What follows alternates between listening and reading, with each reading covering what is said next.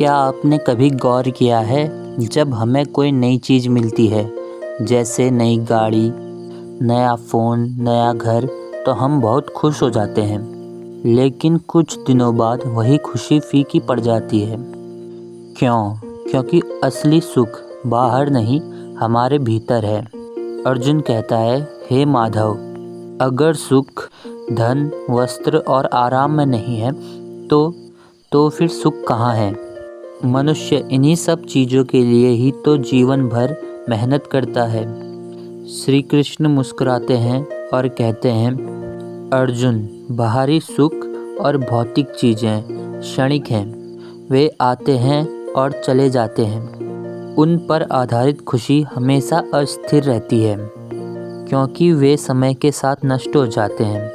सच्चा सुख उस व्यक्ति को मिलता है जो अपने भीतर की आत्मा में भगवान को ढूंढता है। जो सुख भीतर से आता है वह न कभी घटता है, न कभी खत्म होता है, और ना ही किसी परिस्थिति पर निर्भर करता है।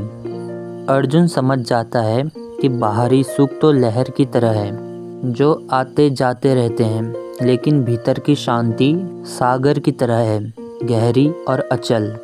आज भी हम यह गलती करते हैं, सोचते हैं कि अगर हमारे पास ज़्यादा पैसा होगा, महंगी चीज़ें होंगी, तो हम खुश रहेंगे।